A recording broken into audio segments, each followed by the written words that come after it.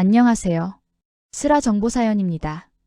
이 채널은 삶 속에서 쉽게 말하지 못했던 이야기, 조용히 참고 살아온 사람들의 사연을 함께 나누는 공간입니다. 오늘 이야기도 누군가에겐 지나온 시간이고 누군가에겐 지금의 마음일 수 있습니다. 영상이 마음에 남으셨다면 구독과 좋아요로 함께 해주세요. 그 작은 선택이 다음 이야기를 이어가는 힘이 됩니다. 그럼 오늘의 사연을 시작하겠습니다. 나는 그 집에서 늘 말 없는 사람으로 불렸다. 정확히 말하면 말을 하지 않는 사람이 아니라 말이 필요 없는 자리만 배정받은 사람이었다. 누가 나에게 조용하시네요 라고 말할 때마다 그 말 속에는 묘한 안도가 섞여 있었다. 다행이다. 까다롭지 않다. 다행이다. 신경 쓸 필요 없다. 다행이다. 그냥 앉아만 있으면 되는 사람이다. 사람들은 그걸 배려라고 불렀고 나 역시 오랫동안 그렇게 믿었다. 재벌가 며느리라는 단어는 밖에서 보면 늘 반짝였다. 집은 크고 차는 늘 대기하고 있었고 식탁 위에는 항상 계절 과일이 올라왔다. 누가 시키지 않아도 집안은 정확한 시간에 돌아갔다. 하지만 그 반짝임은 내 삶의 중심이 아니라 내 삶을 둘러싼 장식에 가까웠다. 나는 이 집에서 늘 지나가는 사람처럼 살았다. 이 집에 들어온 지 몇 년이 지났는데도 아직도 손님용 슬리퍼를 신는 기분이었다.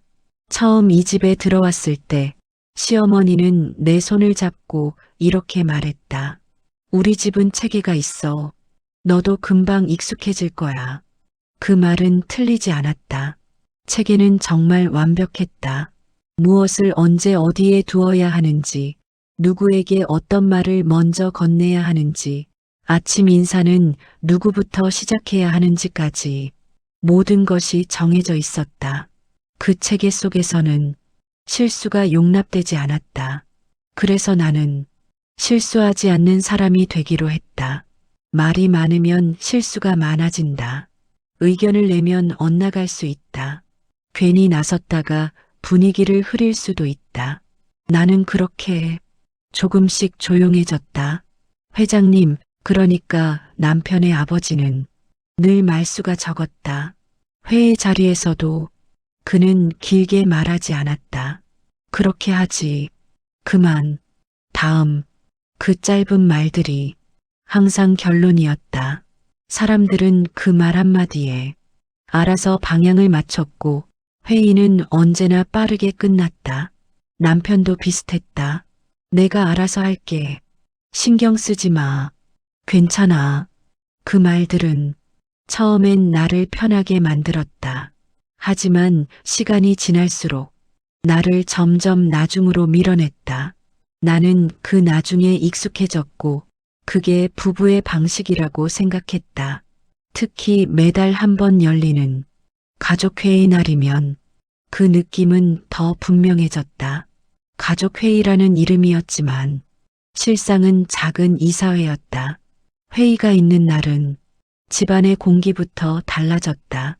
식탁이 치워지고 접견실의 커튼이 반쯤 내려오고 보자진이 들락날락했다. 나는 늘 회의실 가장 끝자리 창가 쪽 의자에 앉았다. 내 앞에는 물잔 하나, 얇은 자료집 하나, 그리고 이름표조차 없는 펜 한 자루. 사람들은 내게 이렇게 물었다. 물은 괜찮으세요? 자리 괜찮으세요? 그런 질문은 했지만 의견은요? 라는 질문은 단 한 번도 없었다. 그날도 회의는 늘 하던 대로 시작됐다. 회장님이 들어오자 모두가 미세하게 자세를 고쳤고 장남은 자연스럽게 회장 옆에 앉았다. 둘째는 반대편에서 자료를 넘겼다.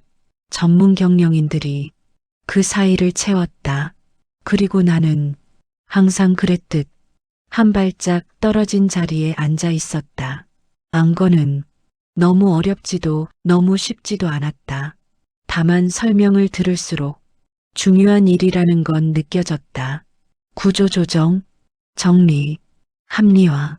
그 말들이 오갔고 수치와 그래프가 차례로 넘어갔다. 나는 늘 하던 대로 메모를 했다. 누가 어떤 말투로 결정을 밀어붙이는지, 어떤 숫자가 크게 보이고 어떤 숫자는 작게 적혀 있는지. 그건 내가 이 회의에서 할 수 있는 유일한 참여였다. 회의가 끝나면 사람들은 웃으며 말했다. 아유, 오래 앉아 계셔서 힘드시죠? 그 말은 사실 이런 뜻이었다. 여긴 내 자리가 아니야. 집으로 돌아오는 차 안에서 남편은 늘 같은 말을 했다. 오늘도 별일 없었지? 나는 늘 같은 대답을 했다. 응, 별일 없었어. 그 말은 별일 없다는 뜻이 아니라 말해도 바뀌는 건 없다에 가까웠다. 그런데 그날은 아주 사소한 장면 하나가 내 마음에 걸렸다. 회의가 끝나고 자료를 덮는 순간 나는 마지막 페이지에서 낯선 줄 하나를 보았다. 아주 작은 글씨, 동의자. 나는 순간적으로 페이지를 다시 넘겼다. 그리고 그 아래를 다시 보았다. 누가 적어 놓았는지 모르게 내 이름이 아주 얌전하게 적혀 있었다. 그 이름은 종이 위에서만 존재하는 것처럼 보였다. 현실의 나는 여전히 끝자리에 앉아 있었는데 서류 속의 나는 결정의 한 축이었다. 그 사실이 이상했다. 내 이름이 있는데도 나는 아무것도 모르는 사람처럼 살고 있었다. 내 이름이 있는데도 나는 늘 신경 쓰지 말라는 말로 정리되어 왔다. 그날 처음으로 이런 생각이 들었다. 내가 조용한 게 아니라 이 집이 나를 조용하게 만든 거였구나. 그 생각은 쉽게 사라지지 않았다. 집안의 책에는 사람의 생각마저 적당히 하게 만들었지만 이미 한 번 생긴 균열은 쉽게 메워지지 않았다. 그날 밤 혼자 식탁에 앉아 물 한 잔을 마시는데도 그 단어가 머릿속을 떠나지 않았다. 동의자, 내가 언제 동의했지? 누가 내게 동의를 구했지? 그동안 내 이름은 어디에서 사용되고 있었지? 나는 그 질문들을 입 밖으로 꺼내지 않았다. 하지만 분명히 알았다. 오늘 아주 작은 균열이 생겼다는 걸. 그리고 균열은 한 번 생기면 다시 전처럼 매끈해지지 않는다는 것도. 다음 날 아침 나는 평소보다 조금 일찍 일어났다. 알람이 울리기 전이었는데도 눈이 떠졌다. 이 집에서 조금 일찍이라는 건 늘 의미가 있었다. 누가 먼저 움직이면 그날의 흐름이 달라진다. 특히 며느리인 내가 먼저 움직이면 그건 대개 괜히 마음이 불편한 날이라는 뜻이기도 했다. 나는 부엌으로 가 물을 끓였다. 커피를 내릴까 하다가 뜨거운 물만 컵에 따랐다.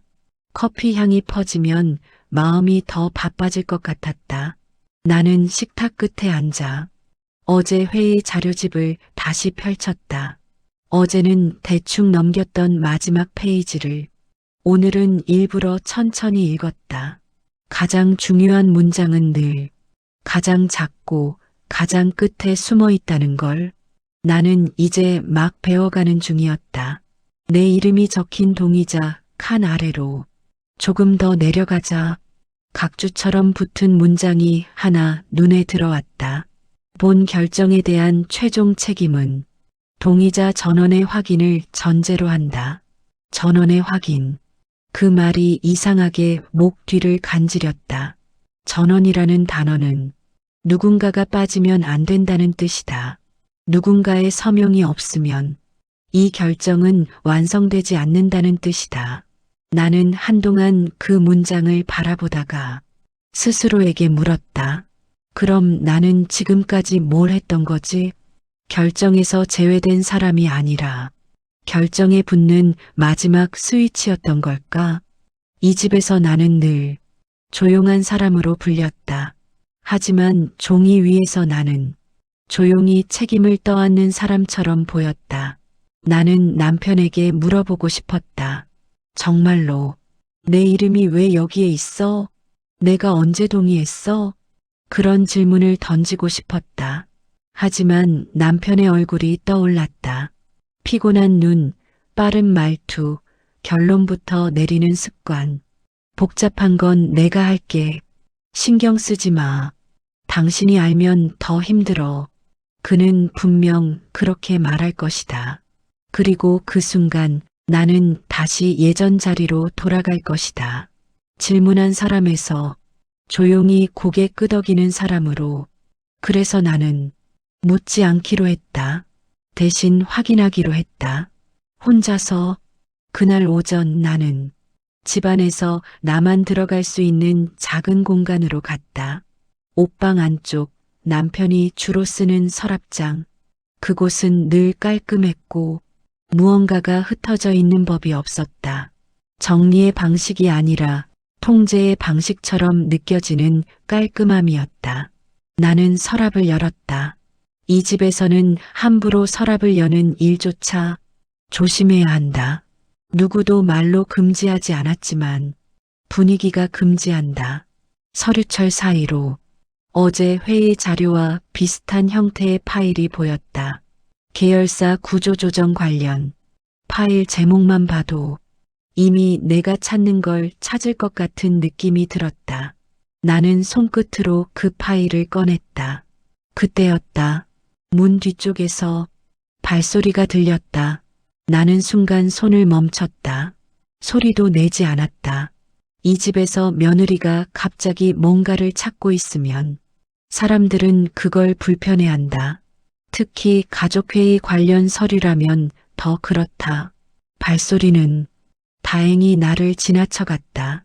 아마 가사 도우미가 복도를 지나간 모양이었다. 나는 숨을 아주 천천히 내쉬었다. 이 집에서는 숨 쉬는 것도 조심스럽게 배운다. 서랍에서 파일을 꺼내 조용히 방 안작은 테이블 위에 올려놓았다. 그리고 첫 장을 넘겼다. 숫자와 그래프, 그리고 문장들, 정리 대상, 인력 효율화, 법무 리스크, 외부 반발 가능성. 그 문장들이 차례로 나타났다. 읽을수록 확신이 들었다. 이건 단순히 돈이 새서 정리하는 수준이 아니었다. 사람들이 말한 것처럼 형식적인 절차가 아니었다. 내가 특히 눈여겨본 건 중간 페이지에 작은 표로 들어가 있던 항목이었다. 대외 분쟁 가능성 중상, 법적 이슈 발생 시 대응 계획 내부 처리 우선, 동의자 전원 서명 필요. 다시 그 문장, 전원 서명. 나는 그 페이지에서 눈을 떼지 못했다. 이 집은 늘 속도가 빠르다. 빠른 결정, 빠른 실행. 속도가 곧 능력처럼 여겨진다. 그 속도를 유지하려면 누군가가 느려지면 안 된다. 그런데 전원 서명이라면 그 속도는 누군가에게 반드시 의존한다. 그 누군가가 나일 수도 있다는 뜻이었다. 그날 오후 남편이 출근한 뒤 나는 아무 일도 없는 척 생활했다. 식탁을 닦고 꽃병에 물을 갈고 늘 하던 일을 했다. 하지만 머릿속에서는 계속 그 문장이 맴돌았다. 동의자 전원의 확인. 그날 밤 남편이 늦게 들어왔다. 평소보다 넥타이가 더 느슨했고 어깨가 조금 처져 있었다. 피곤한 날이라는 신호였다. 나는 그냥 지나칠 수도 있었다. 원래의 나라면 오늘 내가 본 것들을 마음속에만 눌러 담았을 것이다.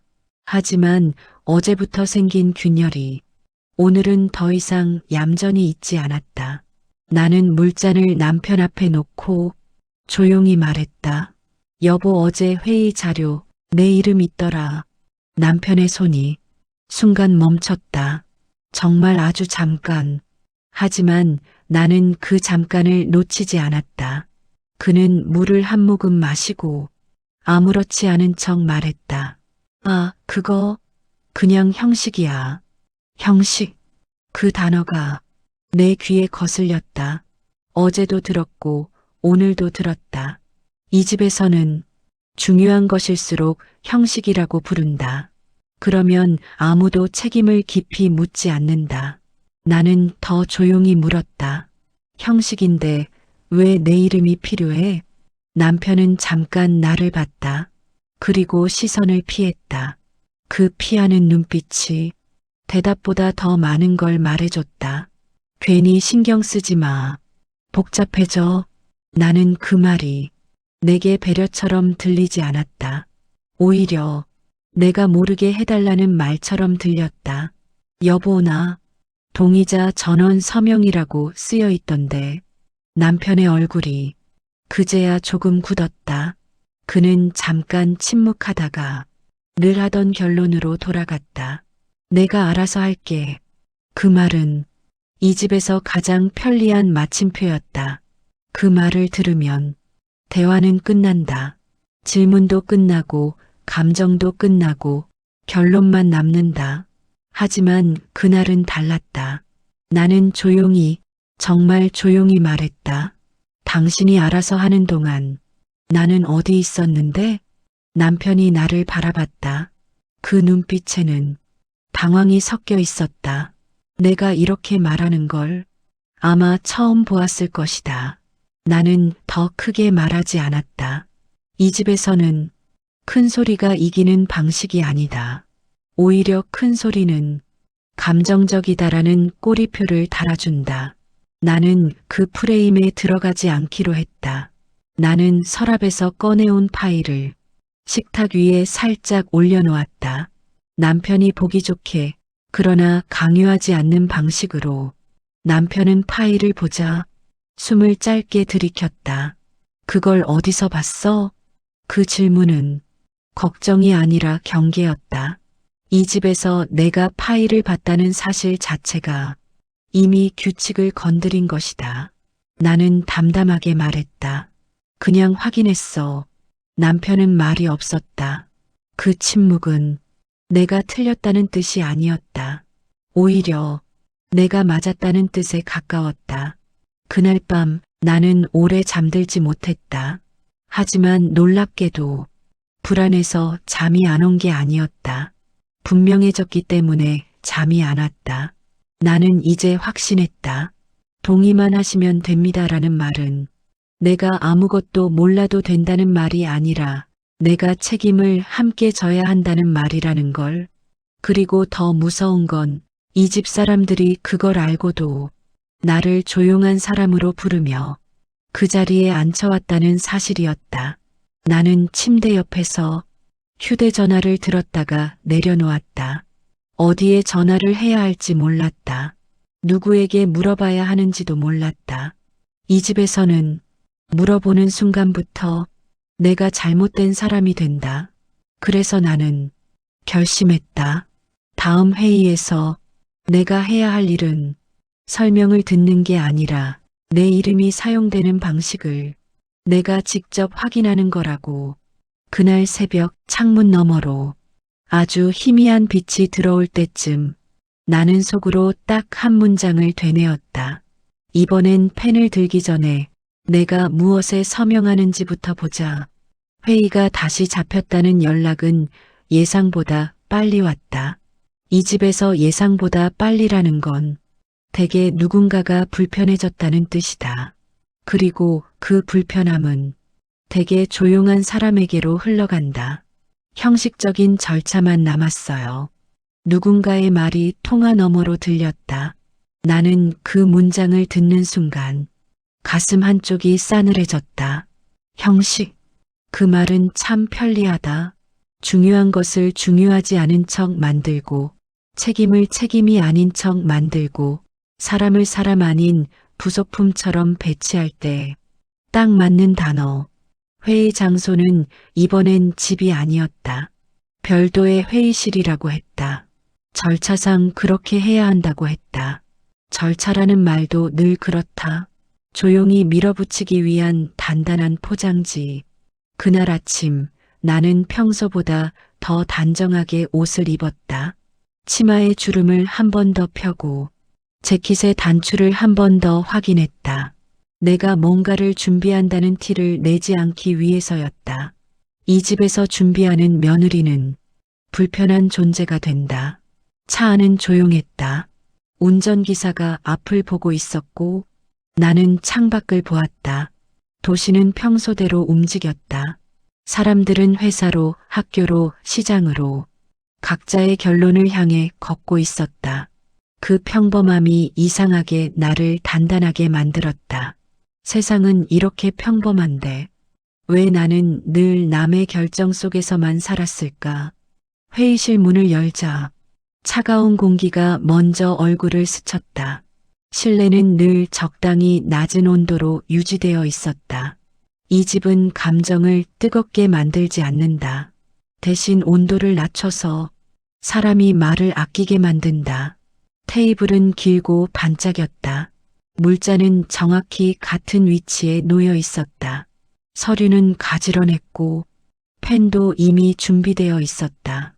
무언의 메시지가 분명했다. 오늘은 결론만 내면 된다. 오늘은 동의만 하면 된다. 오늘은 펜만 들면 된다. 사람들이 하나둘 들어왔다. 장남, 둘째, 전문 경영인들, 법무팀 사람들, 그리고 회장님. 회장님이 들어오는 순간 회의실의 공기가 미세하게 바뀌었다. 누가 큰 소리로 말하지 않았는데도 모두가 자세를 고쳤다. 이 집에서 회장님은 사람들의 허리를 곧게 만드는 존재였다. 나는 늘처럼 끝자리로 향했다. 내 몸이 기억하는 자리였다. 끝자리에 앉아 있으면 내가 말할 필요가 없어지고 내가 결론에 닿을 필요가 없어지고 내가 책임에서 멀어지는 느낌이 든다. 그런데 그날은 끝자리가 처음으로 불편했다. 끝자리에 앉는 순간 나는 딱 한 가지를 느꼈다. 내 인생도 끝자리에 있었구나. 회의가 시작됐다. 전문 경영인이 자료를 펼치며 말했다. 해당 계열사는 더 끌고 가면 손실입니다. 정리하는 게 맞습니다. 그 뒤로 숫자들이 나열됐다. 손실 예상치, 회복 가능성, 리스크, 합리화 구조 조정 정리. 단어들이 빠르게 오갔다. 장남은 단단한 목소리로 결론을 밀었다. 지금이 정리할 타이밍입니다. 둘째는 가볍게 웃으며 덧붙였다. 미루면 더 손해예요. 사람들은 고개를 끄덕였다.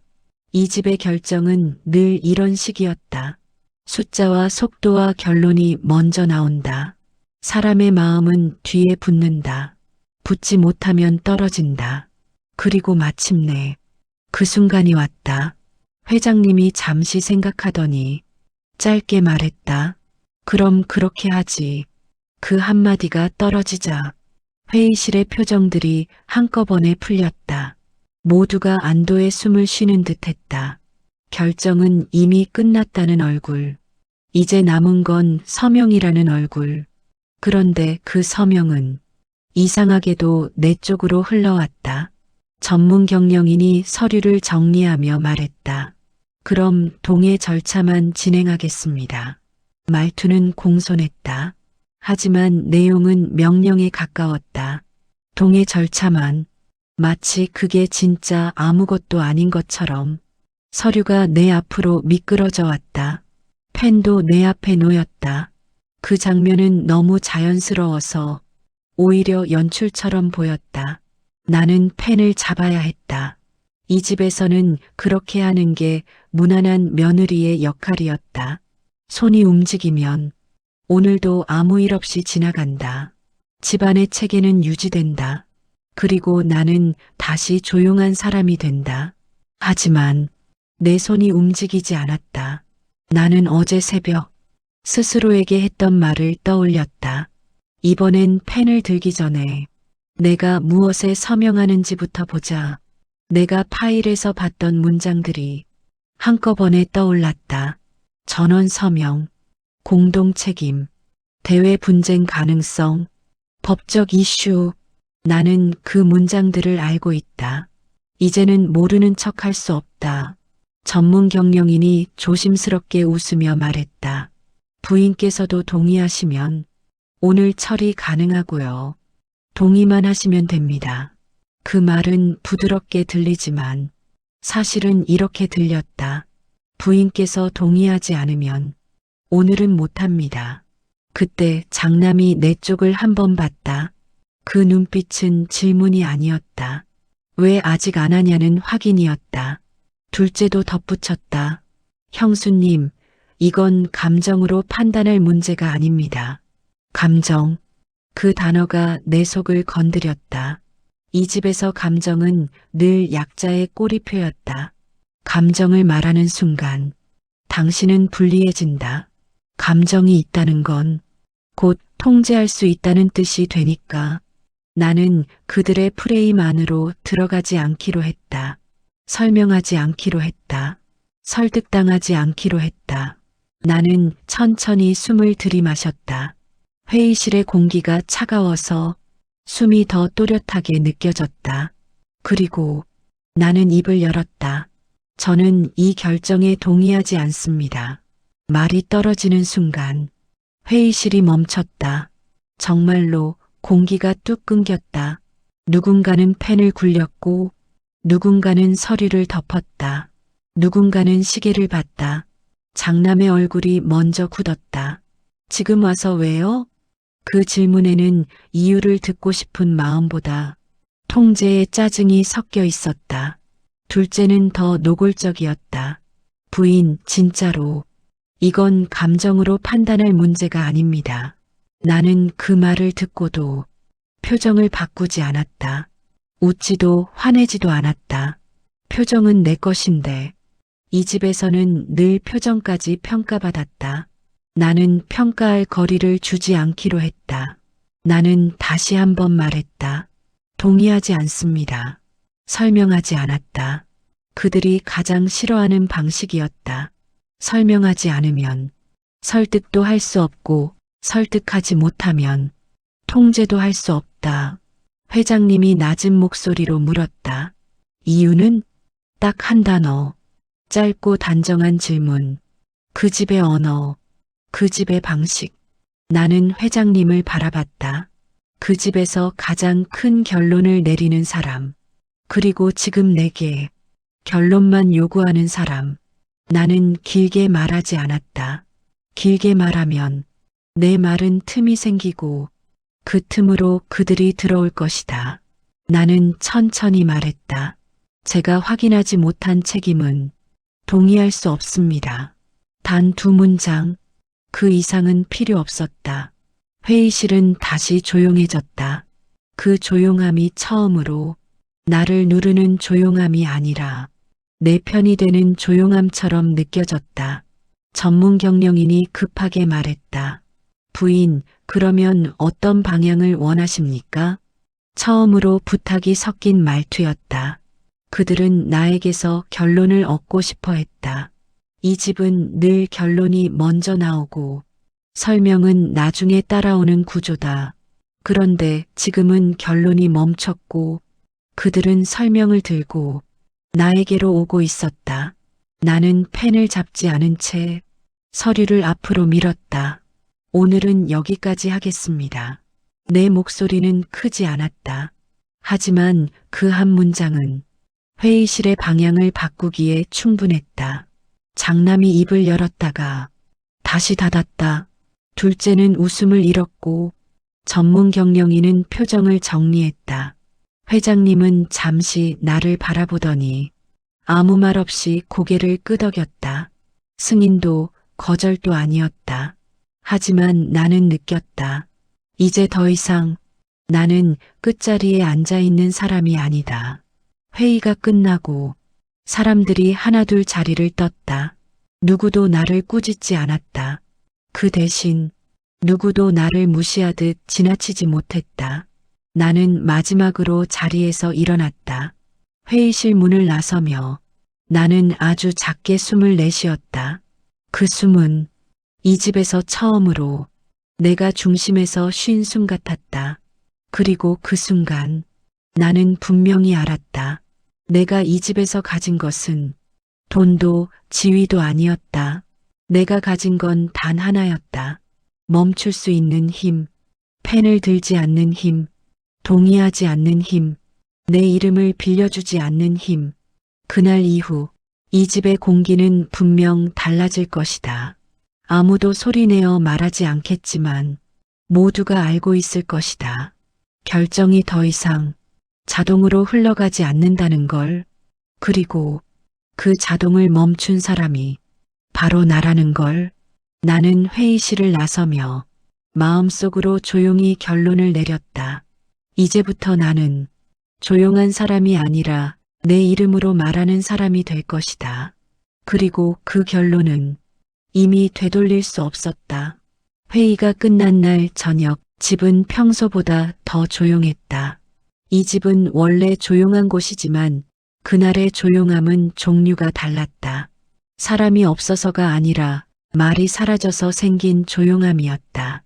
현관에 들어서자 불이 켜져 있었는데도 집이 비어 있는 것처럼 느껴졌다. 발걸음 소리마저 크게 울렸다. 나는 신발을 벗고 잠시 그대로 서 있었다. 마치 내가 이 집의 공기를 조금 어긋나게 만들어버린 것 같아서 거실을 지나 식탁 쪽으로 가는데 가사 도우미가 평소보다 더 조심스럽게 인사했다. 저녁은 어떻게 준비할까요? 그 말투에는 이미 답을 알고 있다는 느낌이 있었다. 평소라면 회장님 댁에 맞춰서 혹은 남편 일정대로라고 말했을 것이다. 하지만 그날은 그 기준이 잠시 흔들린 상태였다. 간단하게요. 나는 짧게 말했다. 그날 저녁 식탁에는 필요한 것만 올라왔다. 반찬의 가짓수도 줄었고 과일도 나오지 않았다. 이 집에서는 사소한 변화가 곧 신호다. 남편은 평소보다 늦게 들어왔다. 문을 열고 들어오는 소리가 유난히 무거웠다. 넥타이를 느슨하게 풀며 의자에 앉았는데 그의 어깨는 하루 전보다 더 처져 있었다. 오늘 회의, 그가 말을 꺼냈다가 멈췄다. 그 뒤에 붙을 문장을 나는 이미 알고 있었다. 왜 그랬어? 왜 지금 그랬어? 왜 굳이 거기서? 하지만 남편은 그 질문들을 입 밖으로 내지 않았다. 이 집의 남자들은 감정을 길게 꺼내지 않는다. 대신 결론부터 찾는다. 왜 그렇게까지 할 필요가 있었어? 그 말은 책망도 이해도 아닌 정리하려는 말이었다. 예전 같았으면 나는 바로 대답했을 것이다. 미안해. 괜히 문제 만든 것 같아. 다음엔 조심할게. 하지만 그날은 입이 쉽게 열리지 않았다. 대신 나는 천천히 물을 한 모금 마시고 아주 담담하게 말했다. 그건 그렇게까지 할 일이었어. 남편이 나를 봤다. 그 눈빛에는 놀람이 분명히 있었다. 내가 이렇게 말할 줄 전혀 예상하지 못했다는 얼굴이었다. 서명은 책임이잖아. 나는 짧게 덧붙였다. 말을 늘리지 않았다. 이 집에서는 짧은 문장이 가장 무겁다. 남편은 잠시 침묵했다. 그 침묵은 그가 이미 알고 있었다는 증거였다. 그 역시 동의자 전원 서명의 의미를 모르고 있지 않았던 것이다. 내가 다 알아서 하려고 했어. 그는 결국 늘 해오던 말로 돌아갔다. 그 말이 그날은 유난히 차갑게 들렸다. 알아서 하는 동안 나는 어디에 있었을까? 그 질문이 목까지 올라왔지만 나는 삼켰다. 지금 그 말을 하면 대화는 싸움으로 바뀔 것이고 싸움이 되면 결국 내가 감정적인 사람이 된다. 나는 말 대신 서류를 꺼냈다. 회의 자료 중 마지막 페이지, 동의자 아래 적힌 내 이름을 손가락으로 짚었다. 여기 내 이름. 남편의 눈이 그 종이 위에서 잠깐 흔들렸다. 그 흔들림이 나에게는 확신이 되었다. 모른 게 아니라 말하지 않았던 거구나. 그날 밤 남편은 더 이상 말을 잇지 못했다. 대화는 그렇게 끝났다. 소리 없이, 그러나 분명하게. 다음 날 아침 집안의 분위기는 더 미묘해졌다. 아침 인사는 평소보다 짧아졌고 사람들의 시선은 조금 더 오래 머물렀다. 괜찮으세요? 피곤해 보이세요. 그 말들은 안부였지만 실은 확인이었다. 어디까지 생각하고 있느냐는 확인. 그날 오전 시어머니에게서 전화가 왔다. 이 집에서 시어머니의 전화는 항상 두 가지 의미를 가진다. 안부이거나 조율. 그리고 그날의 전화는 분명히 조율이었다. 요즘 얼굴 보기가 힘들다. 평소와 다름없는 말투였지만 나는 느꼈다. 이건 안부가 아니다. 몸은 괜찮고 식사는 잘하고 그 질문들 뒤에는 늘 같은 문장이 숨어 있다. 그래서 그 일은 어떻게 할 거니? 나는 길게 설명하지 않았다. 이 집에서는 설명이 많을수록 불리해진다. 네, 잘 지내요. 그 짧은 대답에 전화기 너머로 아주 짧은 침묵이 흘렀다. 그 침묵이야말로 이 집 사람들이 가장 불편해하는 순간이었다. 며칠 뒤 시어머니는 직접 집으로 찾아왔다. 예고 없는 방문. 그 자체로 상황이 급하다는 뜻이었다. 차를 마시며 나눈 대화는 겉으로는 평범했다. 날씨 이야기, 건강 이야기, 집안 이야기. 하지만 대화는 결국 그 지점으로 흘러갔다. 회사 쪽에서 말이 좀 많더라. 나는 고개를 끄덕였다. 그럴 수 있죠. 괜히 일 키우는 건 아닌지. 어떤 일 말씀하시는 건가요? 나는 일부러 모르는 척 물었다. 그 질문에 시어머니는 처음으로 말을 멈췄다. 그리고 조심스럽게 말했다. 그 회의 말이야. 나는 찻잔을 내려놓고 시어머니를 바라봤다. 그 눈빛은 예전과 달랐다. 평가도 통제도 아닌 확인의 눈빛. 다들 내가 조금만 양보해주면 일이 빨리 정리될 거라고 하더라. 양보. 그 단어가 얼마나 많은 책임을 숨기고 있는지 나는 이제 안다. 왜 제가 양보해야 하죠? 나는 처음으로 질문을 질문으로 돌려주었다. 그 질문 앞에서 시어머니는 잠시 말을 잇지 못했다. 그건 다 가족이니까. 가족. 이 집에서 가장 많이 쓰이고 가장 편리하게 사용되는 단어. 나는 천천히 말했다. 가족이면 더더욱 제가 모르는 책임에는 서명할 수 없어요. 그 말은 공격이 아니었다. 그저 선을 긋는 말이었다. 그날 이후 집안 사람들은 나에게 더 이상 직접적인 요구를 하지 않았다. 대신 말투가 바뀌었다. 시간 되시면 한 번만 봐주실 수 있을까요? 의견을 조금만 주시면. 그 변화가 이 집이 불편해졌다는 증거였다. 사람들이 나를 설득하기 시작했다는 건 이미 힘의 방향이 바뀌고 있다는 뜻이었다. 그리고 나는 느꼈다. 이제부터 시작이라는 걸. 조용했던 집이 이제는 나 때문에 더 시끄러워지고 있다는 걸. 하지만 이상하게도 그 시끄러움 속에서 나는 처음으로 편안해지고 있었다. 집안의 분위기가 달라졌다는 건 굳이 누가 말해주지 않아도 알 수 있었다. 말의 양이 줄어들었고 대신 말 사이의 간격이 길어졌다. 이 집 사람들은 감정을 소리로 내지 않는다. 온도를 낮추는 방식으로 표현한다. 그리고 그날 이후 집안의 온도는 눈에 띄게 내려가 있었다. 나는 그 변화가 나를 다시 조용한 자리로 밀어낼 거라고 생각하지 않았다. 오히려 반대로였다. 이 집은 지금 나를 어떻게 다뤄야 할지 방향을 잃은 상태였다. 며칠 뒤 처음으로 회사 쪽 사람에게서 연락이 왔다. 가족도 남편도 아닌 전문 경영인이었다.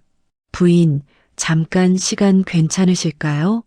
그 말투는 이전과 달랐다. 결론을 말하러 전화한 목소리가 아니라 허락을 구하는 목소리였다. 우리는 회사 근처의 조용한 공간에서 만났다. 그는 늘 숫자 뒤에 숨는 사람이었다. 말은 정확했고, 표정은 관리되어 있었고, 책임은 늘 분산되어 있었다. 그날도 그는 서류를 가지런히 펼쳐놓고 말했다. 오해가 있으신 것 같아서요. 나는 그 문장을 듣는 순간 이야기의 방향이 어디로 갈지 알았다. 오해, 문제를 개인의 감정으로 축소시키는 아주 편리한 단어. 보시면 아시겠지만 이 결정은 부인께도 손해가 아닙니다. 손해가 아니라는 말은 이 집에서 늘 이렇게 쓰였다.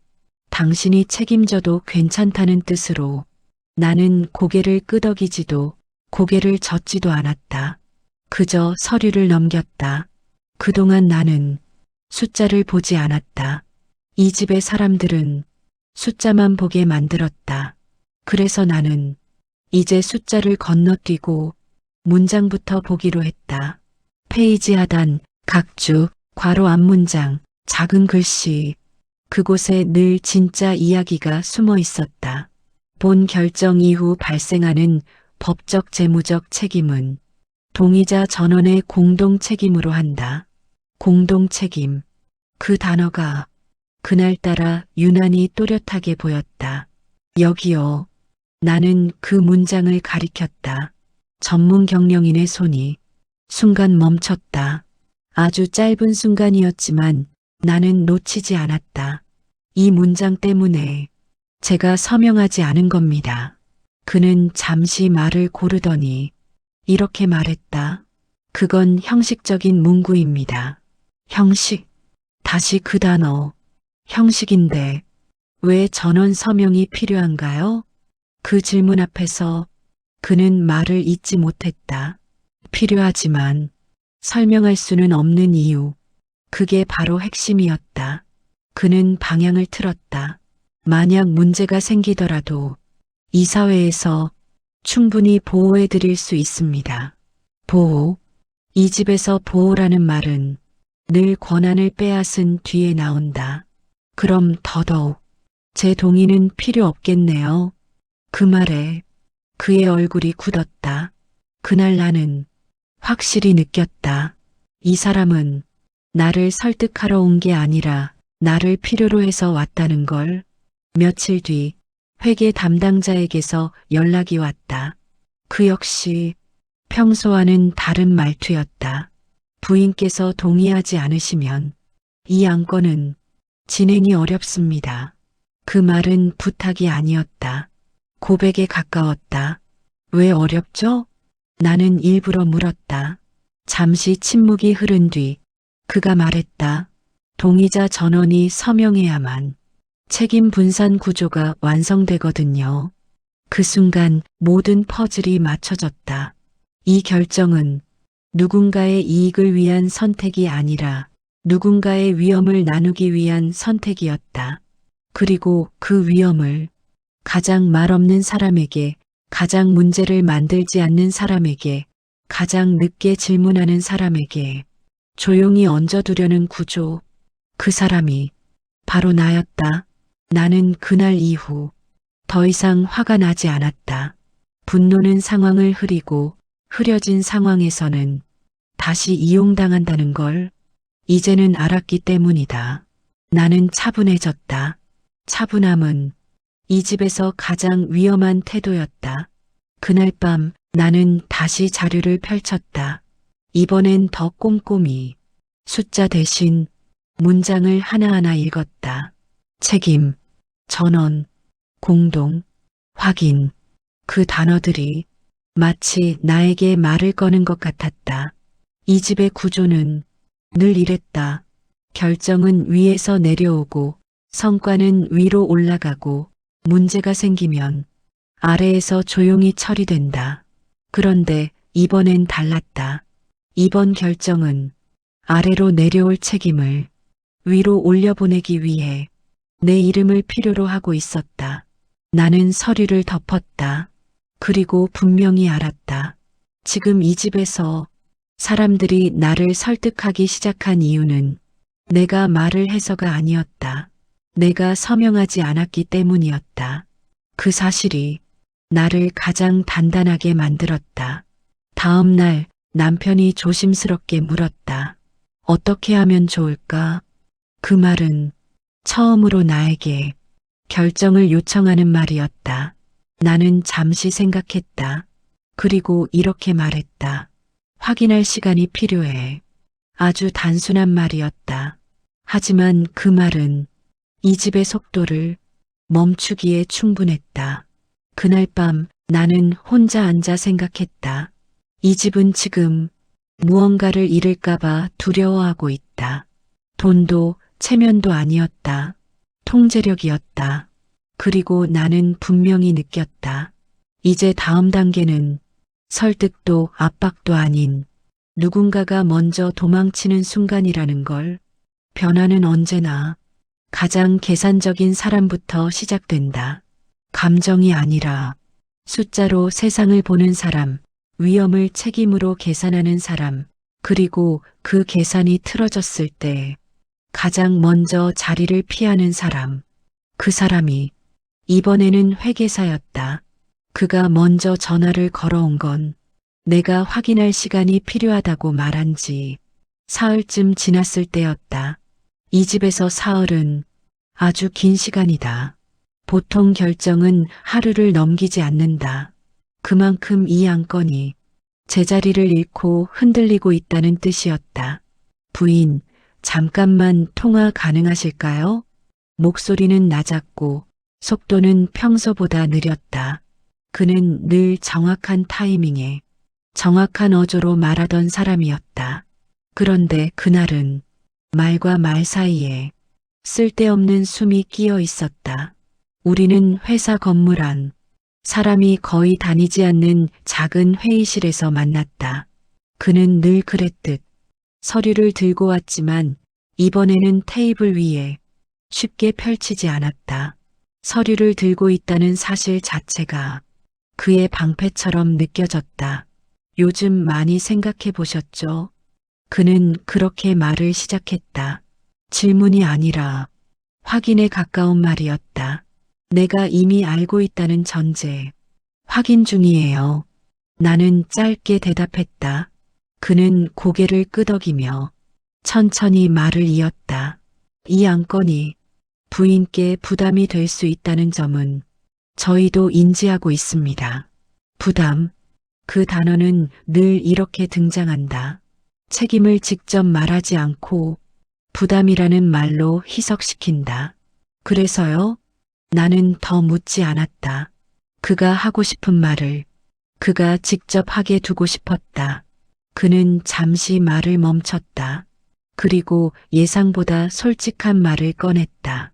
부인께서 이번 결정에서 빠지시는 방향은 어려울 것 같습니다. 그 말은 경고처럼 들렸지만 실은 고백에 가까웠다. 왜 어렵죠? 내 질문에 그는 이번엔 바로 대답하지 못했다. 눈을 내리깔고 서류의 모서리를 만지작거렸다. 그 작은 행동 하나가 그의 불안을 그대로 드러내고 있었다. 동의자 전원이 서명해야 구조가 완성됩니다. 다시 그 말, 구조. 이 집 사람들은 결정을 구조라고 부른다. 구조라는 말 속에는 개인의 얼굴이 없다. 사람 대신 시스템만 남는다. 완성되면요? 나는 물었다. 그는 한 박자 늦게 대답했다. 책임이 분산됩니다. 분산. 그 말이 내 귀에 또렷하게 꽂혔다.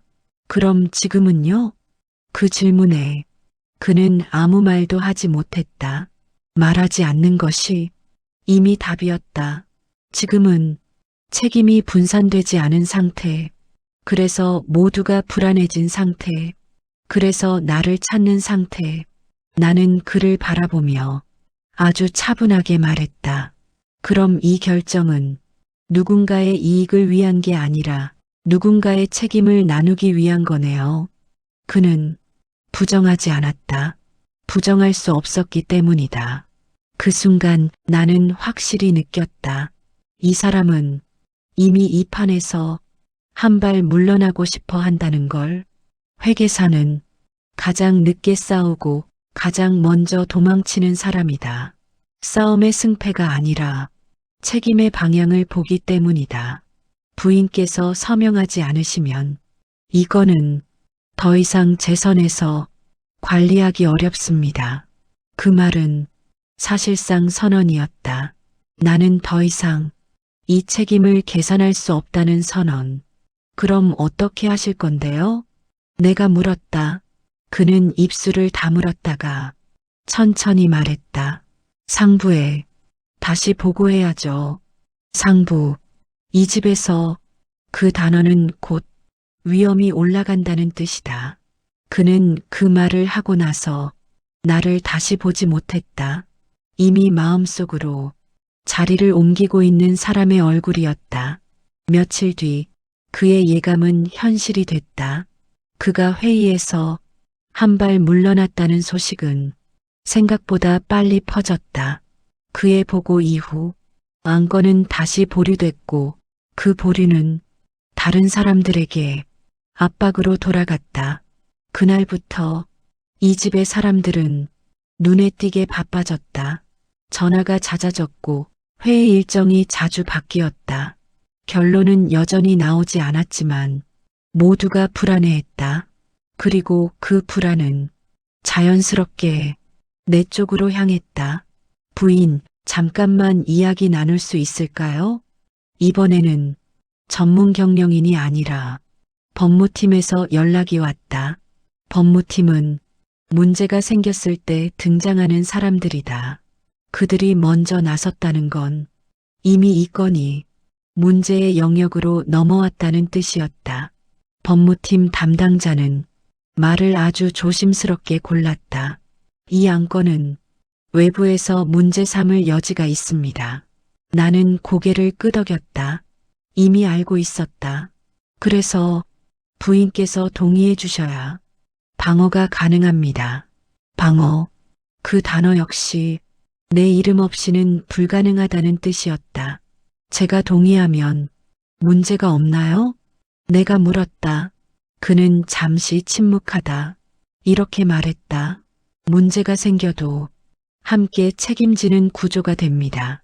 함께, 그 말은 언제나 가장 늦게 말하는 사람에게 가장 무겁게 떨어진다.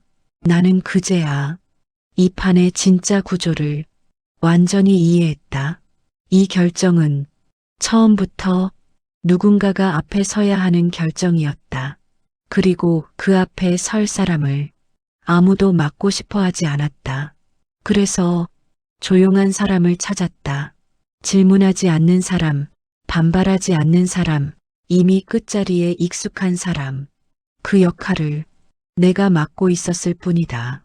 그날 밤 나는 집으로 돌아와 식탁에 앉았다. 집은 여전히 크고 여전히 잘 돌아가고 있었다. 아무것도 무너지지 않았다. 하지만 나는 알았다. 이미 판은 되돌릴 수 없게 바뀌었다는 걸. 이제 누군가는 결정을 내려야 한다. 그리고 그 결정은 더 이상 숫자의 문제가 아니라 사람의 문제가 되었다는 걸. 나는 더 이상 설명하지 않기로 했다. 이 집의 언어로 말하지 않기로 했다.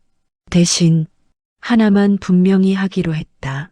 내 이름이 쓰이는 자리에는 내가 어떤 책임을 지게 되는지 끝까지 확인하겠다는 것.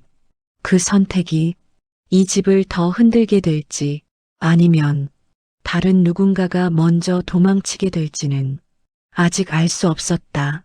다만 한 가지는 확실했다. 이미 한 사람은 도망치기 시작했고 그 다음 차례는 결코 내가 아닐 거라는 것. 책임은 항상 가장 먼저 움직이지 않는 사람에게서 떠난다. 그 자리에 오래 머무는 사람, 말을 아끼는 사람, 결정을 미루는 사람에게 책임은 쉽게 붙잡히지 않는다. 그리고 그 다음 책임은 방향을 잃는다.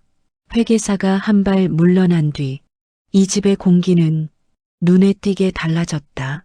소리가 사라진 게 아니라 속도가 바뀌었다.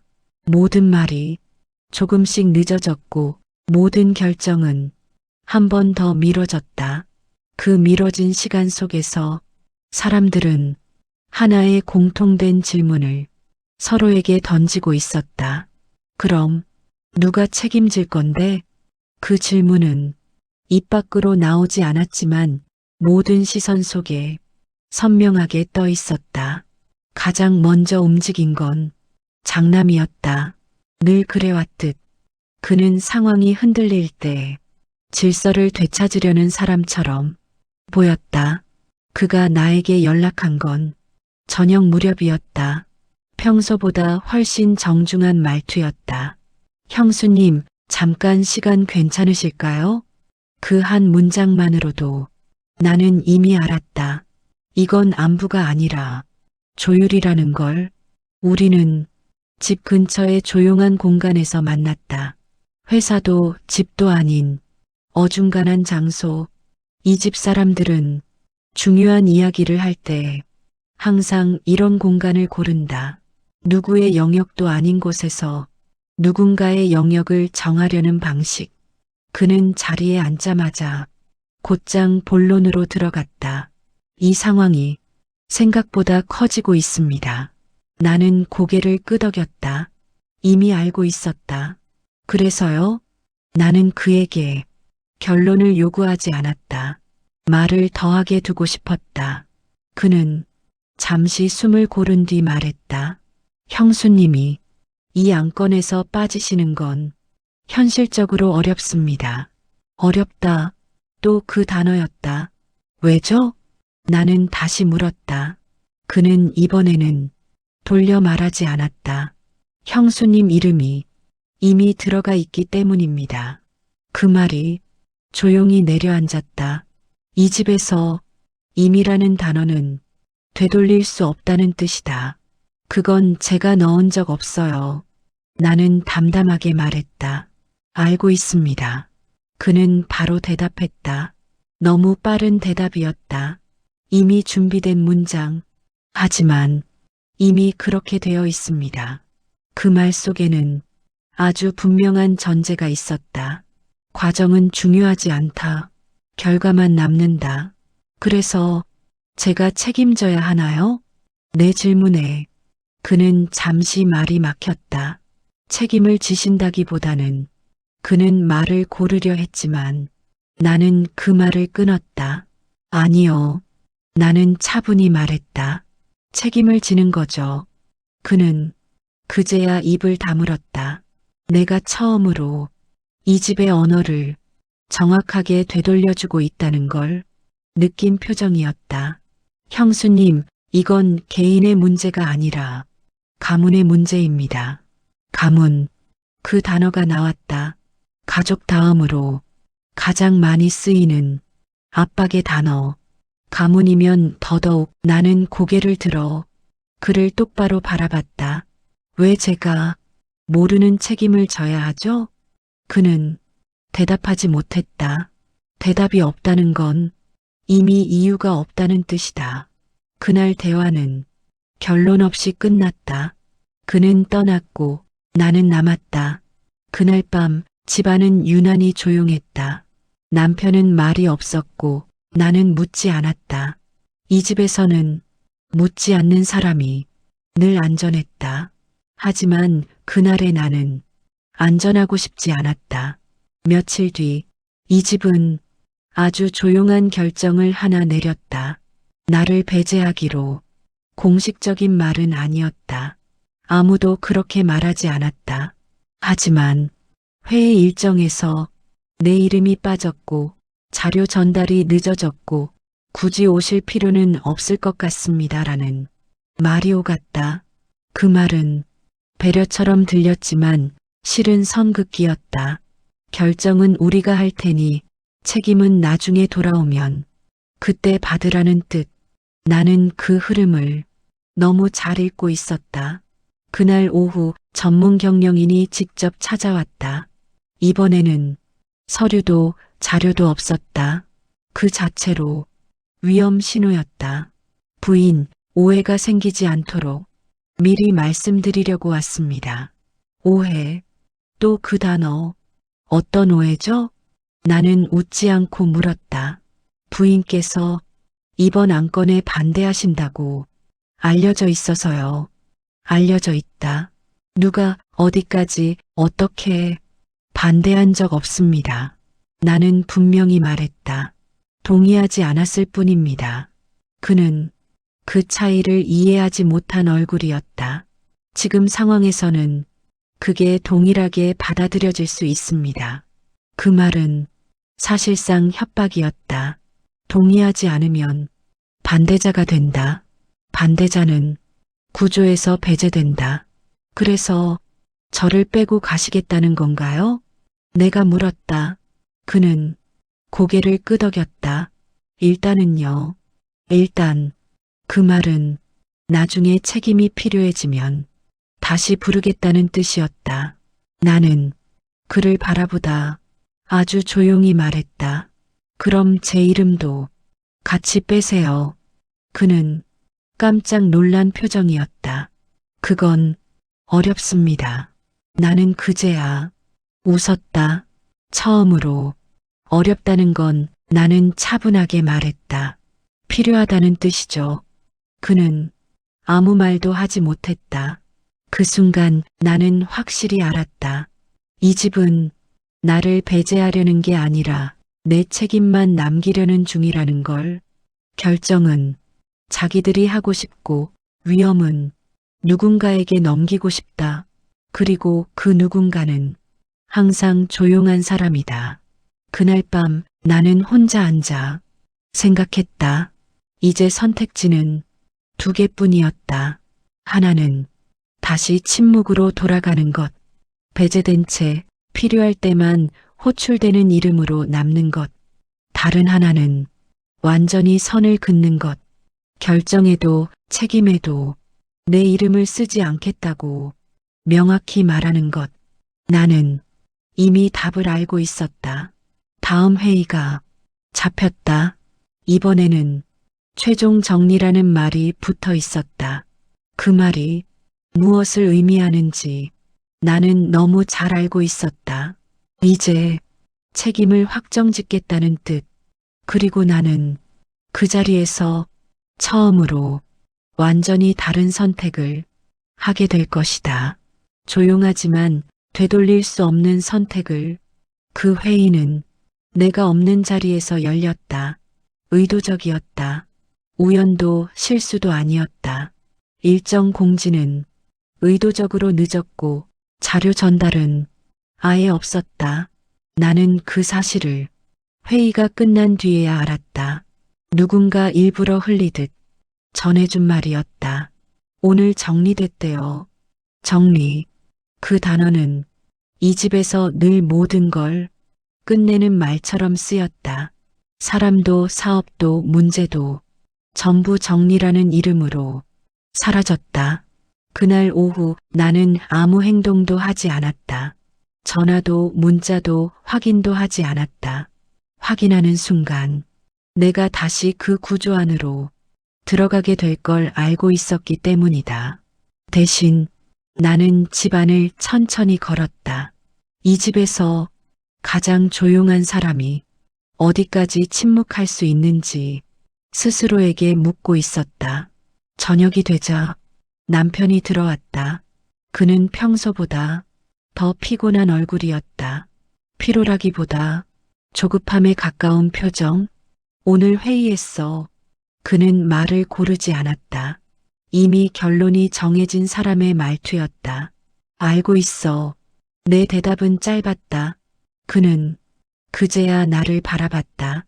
처음으로 상황이 예상대로 흘러가지 않았다는 표정이었다. 왜 말 안 했어? 그의 질문에는 걱정보다 불편함이 더 많았다.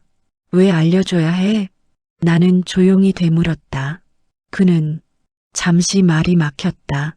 이 집에서 질문을 질문으로 돌려받는 건 익숙한 일이 아니었으니까 결정은 일단 내려졌어. 그가 말했다. 일단이라는 말을 굳이 붙인 이유를 나는 알고 있었다. 그럼 내 이름은요? 나는 아주 담담하게 물었다. 그의 눈이 순간 흔들렸다. 아주 짧은 순간이었지만 충분했다. 아직 그대로야. 그는 시선을 피했다. 그 말 한마디로 모든 게 정리됐다. 나를 빼고 결정했고 책임만 남겨두었다. 나는 그제야 웃었다. 웃음은 가볍지 않았고 분노도 아니었다. 그저 확신에 가까운 감정. 그럼 이건 불법이네. 나는 천천히 말했다. 남편이 고개를 들었다. 무슨 말이야? 당사자 동의 없는 책임 전가. 나는 또박또박 말했다. 법적으로도 윤리적으로도. 그는 아무 말도 하지 못했다. 그 침묵이 이 집의 진짜 답이었다. 그날 밤 나는 처음으로 이 집의 구조를 완전히 밖에서 바라봤다. 이 집은 항상 이렇게 굴러왔다. 결정은 빠른 사람에게서 나오고 성과는 위로 올라가고 문제가 생기면 조용한 사람에게 책임이 내려온다. 그 구조 안에서 나는 오랫동안 가장 안정적인 선택지였다. 말하지 않고 의심하지 않고 반문하지 않는 사람. 그래서 그들은 나를 빼고도 아무 문제 없다고 생각했을 것이다. 다음 날 아침 전화가 울리기 시작했다. 전문 경영인이었다. 부인, 잠깐 통화 가능하실까요? 이제는 괜찮으시면이라는 말도 붙지 않았다. 이미 상황이 급해졌다는 뜻이었다. 회의가 끝났다고 들었습니다. 내가 먼저 말했다. 그는 숨을 고른 뒤 조심스럽게 말했다. 절차상 문제가 조금 생겼습니다. 조금. 그 말이 얼마나 많은 문제를 숨기고 있는지 나는 이미 알고 있었다. 제 동의 없이 결정을 진행하셨죠? 나는 묻지 않았다. 확인했을 뿐이다. 그는 대답하지 않았다. 대답하지 않는 순간 사실은 확정된다. 서류를 다시 보시면 그가 말을 꺼내려 했지만 나는 끊었다. 보지 않아도 됩니다. 나는 차분하게 말했다. 이미 끝난 이야기니까요. 그는 당황한 목소리로 말했다. 부인, 이건 그렇게 간단한 문제가 아닙니다. 간단하지 않게 만든 건 제가 아닙니다. 나는 분명히 말했다. 그럼 어떻게 하시겠다는 겁니까? 그 질문이 이 집의 균열이었다. 그동안 나는 항상 선택을 요구받는 사람이 아니었다. 결과를 받아들이는 사람이었지. 하지만 지금은 달랐다. 그들이 내 선택을 기다리고 있었다. 공식적으로 제 이름을 빼세요. 나는 말했다. 모든 서류에서, 모든 책임 구조에서. 그는 숨을 삼켰다. 그건 지금 상황에서는. 그가 말을 흐렸다. 불가능한가요? 내가 물었다. 위험합니다. 그는 솔직해졌다. 그제야 나는 확실히 알았다. 위험한 건 결정이 아니라 내가 빠지는 순간이라는 걸. 그럼 제 이름을 유지하실 거면 나는 천천히 말했다. 모든 결정 과정에 저를 참여시키세요. 그는 아무 말도 하지 못했다. 이 집에서 결정은 늘 위에서 내려왔지. 아래에서 조건을 붙인 적은 한 번도 없었으니까 선택하세요.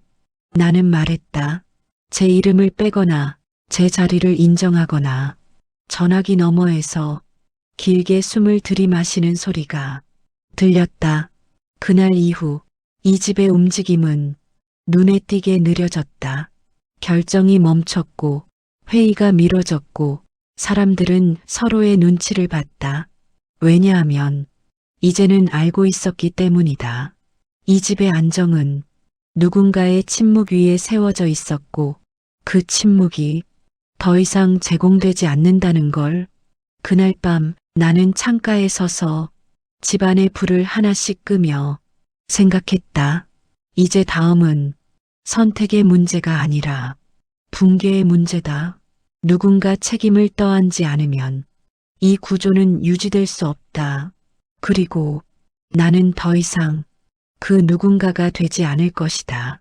다음 회의는 결정의 자리가 아니라 이 집의 방식이 무너지는 자리가 될 것이다. 나는 그 자리에 조용히 앉아 아무것도 서명하지 않을 것이다. 그 침묵이 이 집을 가장 크게 흔들게 될 테니까. 책임은 항상 원래 자리로 돌아오지 않는다. 대신 가장 버티지 않을 것 같은 사람에게 되돌아온다. 그게 이 집의 방식이었다. 회의가 미뤄진 지 사흘째 되던 날, 집안은 이상할 만큼 조용했다. 조용하다는 건 아무 일도 없다는 뜻이 아니라 모두가 같은 방향으로 눈치를 보고 있다는 뜻이다. 아침 식탁에서 시어머니는 아무 말도 하지 않았다. 남편도 다른 가족들도 평소보다 말을 아꼈다. 그 침묵은 나를 중심으로 원을 그리고 있었다. 그날 오후 집으로 한 통의 등기 우편이 도착했다. 발신인은 회사의 법무팀이었다. 나는 봉투를 뜯지 않아도 그 안에 무엇이 들어있는지 이미 알고 있었다. 책임을 명문화한 문서, 서류를 펼치자 예상은 정확했다. 결정 구조, 책임 분담, 위험 발생 시 조치, 그리고 가장 마지막 페이지, 동의자, 내 이름이 아주 단정한 글씨로 적혀 있었다. 서명란은 비어 있었지만 그 공백은 곧 채워질 예정이라는 확신에 가까운 예고였다. 그 순간 나는 화가 나지 않았다. 오히려 이상할 정도로 차분했다. 이 집이 어디까지 갈 수 있는지 이제는 끝을 보게 될 것 같았기 때문이다. 잠시 후 남편의 전화가 울렸다. 그거 받았지? 그는 이미 알고 있었다. 모든 사람은 이미 알고 있었다. 응. 내 대답은 짧았다. 이건 회사 쪽에서 준비한 거야. 그는 굳이 책임의 주어를 흐렸다. 당신도 받겠지. 나는 물었다. 그는 잠시 침묵하다가 말했다. 봤어. 그 침묵은 이 집의 공통 언어였다. 알고 있지만 말하지 않는다는 뜻. 그럼 왜 아직도 내 이름이 있지? 나는 담담하게 물었다. 그는 한숨을 쉬었다. 지금 상황에서 다른 선택지가 없어. 다른 선택지. 그 말은 늘 누군가의 희생을 전제로 등장했다. 그럼 내가 선택지라는 거네. 나는 말했다. 그는 부정하지 않았다. 부정하지 않는 순간 사실은 완성된다. 그날 저녁 나는 처음으로 법률 자문을 받았다.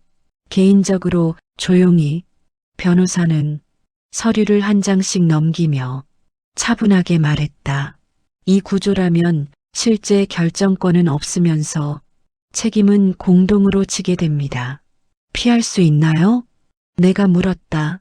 그는 고개를 끄덕였다. 가능합니다. 그리고 덧붙였다. 하지만 그 경우 상당한 반발이 예상됩니다. 나는 미소를 지었다. 그건 이미 감수하고 있습니다. 그날 밤 나는 한 장의 문서를 작성했다. 길지 않았다. 설명도 없었다. 단 한 문장. 본인은 해당 안건이 결정 과정 및 결과에 일절 관여하지 않았으며 그에 따른 모든 책임에서 자발적으로 배제됨을 선언합니다. 그 문장은 이 집의 언어가 아니었다. 그래서 더 강했다. 다음 날 아침 나는 그 문서를 법무팀과 회장 그리고 남편에게 동시에 전달했다. 반응은 즉각적으로 왔다. 전화가 연달아 울렸다. 전문 경영인, 법무팀장, 그리고 장남. 그중 내가 받은 첫 통화는 시어머니였다. 너무 나간 거 아니니? 그녀의 목소리는 처음으로 감정을 숨기지 못하고 있었다. 어디까지가 너무인가요? 나는 조용히 물었다. 이 집을 위험하게 만들잖니. 나는 차분하게 대답했다. 이 집을 위험하게 만든 건 제가 아니라 책임을 숨겨온 방식이에요. 그녀는 말을 잇지 못했다. 잠시 후 장남에게서 문자가 왔다. 회의 다시 잡겠습니다. 반드시 참석해 주세요. 반드시 그 단어가 이 집의 급박함을 말해주고 있었다. 회의는 그날 저녁에 열렸다. 이번에는 누구도 나를 끝자리에 앉히지 않았다. 의자 배치가 달라졌다. 그 작은 변화만으로도 상황은 충분히 설명됐다. 회의는 길지 않았다. 모두가 이미 알고 있었기 때문이다. 문제는 결정이 아니라 책임이었다. 전문 경영인이 조심스럽게 말했다. 부인께서 책임에서 빠지시면 이 구조는 유지되기 어렵습니다. 나는 그를 바라봤다. 그럼 구조를 바꾸세요. 그는 말문이 막혔다. 지금까지의 구조는 누군가의 침묵을 전제로 작동해 왔습니다. 나는 천천히 말했다. 그 침묵이 사라졌을 뿐이에요. 회장님이 처음으로 내게 직접 물었다. 내가 원하는 게 뭐냐? 그 질문에는 명령도 압박도 없었다. 대신 처음으로 불안이 섞여 있었다. 나는 잠시 생각한 뒤 아주 분명하게 말했다. 아무것도 원하지 않습니다. 그 말에 회의실이 술렁였다. 다만 나는 말을 이었다. 제 이름으로 결정하지 않았고 제 이름으로 책임지지도 않겠습니다. 그건 요구가 아니라 선언이었다. 그 순간 모두가 알았다. 이 집은 지금까지 한 사람의 침묵으로 유지되어 왔다는 걸, 그리고 그 침묵이 완전히 끝났다는 걸. 회의는 결론 없이 끝났다. 하지만 그날 이후로 이 집에는 하나의 사실만 남았다. 더 이상 조용한 사람에게 책임을 떠넘길 수 없게 되었다는 것. 집으로 돌아오는 길, 나는 처음으로 아무 생각도 하지 않았다. 두려움도 후회도 기대도 없었다. 대신 묘한 평온함이 있었다. 이제 다음은 이 집이 어떤 선택을 하느냐의 문제가 아니라 내가 어떤 사람으로 남을 것인가의 문제였다. 그리고 그 답은 이미 정해져 있었다. 결론은 늘 큰 소리로 나지 않는다. 특히 이 집에서는 더 그랬다. 결론은 항상 가장 조용한 순간에 확정됐다. 회의가 끝난 다음 날 집안은 놀라울 만큼 평온했다. 누군가 화를 내지도 않았고 누군가를 탓하는 말도 오가지 않았다. 오히려 너무 평온해서 이 집이 지금 무엇을 잃고 있는지 모두가 애써 외면하고 있는 것처럼 보였다. 하지만 나는 알았다. 이 집의 질서는 이미 한 번 꺾였다는 걸. 그리고 한 번 꺾인 질서는 다시는 예전 속도로 되돌아갈 수 없다는 것도. 아침 식탁에서 시어머니는 평소보다 늦게 자리에 앉았다. 수저를 들었다 내려놓기를 몇 번 반복했고 마침내 이렇게 말했다. 회사 쪽에서 다른 방안을 검토하고 있대. 그 말은 보고가 아니라 확인이었다. 내 반응을 보기 위한. 나는 고개를 끄덕였다. 그럴 수 있죠. 그 짧은 대답에 식탁의 공기가 눈에 띄게 가라앉았다. 예전 같았으면 누군가는 이어서 말했을 것이다. 그래도 내가 조금만 가족인데 지금은 이런 상황이니까. 하지만 아무도 그 말을 꺼내지 못했다. 왜냐하면 그 말들이 더 이상 통하지 않는다는 걸 모두가 알고 있었기 때문이다. 남편은 그날 출근 준비를 하다 말고 잠시 내 앞에 섰다. 예전처럼 결론을 말하려 하지 않았다. 이제 다른 사람들이 책임을 나눠 가지게 될 것 같아. 그 말은 안도에 가까웠다. 문제가 해결됐다는 안도. 하지만 나는 그 말이 다른 의미도 읽고 있었다. 이제 더 이상 내 이름은 쓸 수 없다는 뜻. 다행이네. 나는 짧게 말했다. 그 말에 남편의 얼굴이 잠시 굳었다. 그동안 그는 이 집에서 다행이라는 말을 자주 써본 적이 없었을 것이다. 항상 누군가의 희생 위에서 문제가 정리됐으니까. 그날 오후 회사 법무팀에서 공식 문서가 도착했다. 내 이름은 모든 책임 구조에서 완전히 빠져 있었다. 어떤 사과도 없었고 어떤 설명도 없었다. 그저 아주 정제된 문장으로 정리되어 있었다. 당사자는 해당 안건의 결정 및 책임에서 제외됨. 그 문장을 보는 순간 나는 이상하게도 아무 감정이 들지 않았다. 기쁨도 통쾌함도 승리감도 없었다. 그저 오래된 옷 하나를 벗어놓은 느낌이었다. 내 것이 아니었던 옷, 누군가가 입혀준 옷. 그날 저녁 집안에는 작은 모임이 있었다. 형식상 가족 모임이었지만 사실상 상황 정리의 자리였다. 사람들은 나를 조심스럽게 대했다. 이제는 설득하지도 압박하지도 않았다. 대신 이렇게 물었다. 불편한 건 없으세요? 괜찮으시면 말씀 주세요. 그 질문들은 결정을 떠넘기기 위한 질문이 아니라 선을 넘지 않기 위한 질문처럼 들렸다. 나는 필요할 때만 대답했고 대부분은 미소로 넘겼다. 그 선택 역시 내 것이었다. 모임이 끝난 뒤 나는 혼자 거실에 남았다. 불을 켜지 않은 채 창밖을 바라봤다. 이 집은 여전히 크고 여전히 잘 돌아가고 있었다. 하지만 더 이상 나를 삼키지는 않았다. 그제야 나는 이 모든 일이 무언가를 얻기 위한 싸움이 아니었다는 걸 분명히 깨달았다. 나는 재벌가를 무너뜨리지 않았다. 누군가를 끌어내리지도 않았다.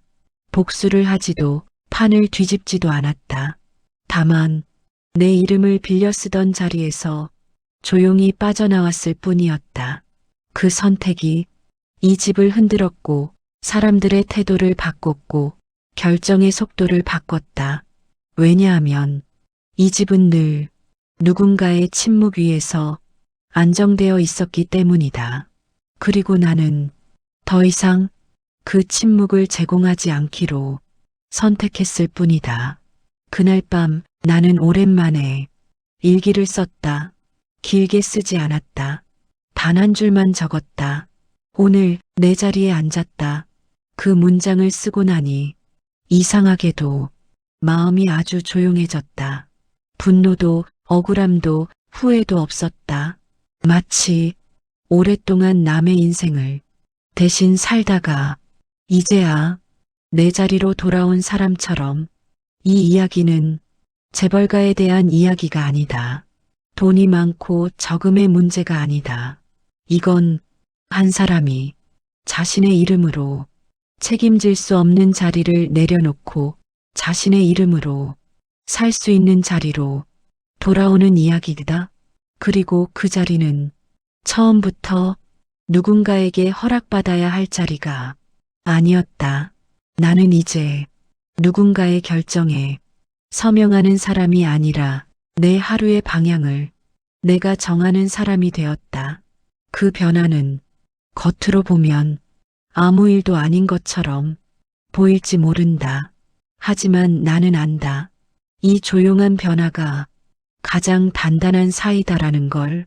그리고 오늘도 나는 내 자리에서 아무 말 없이 하루를 시작한다.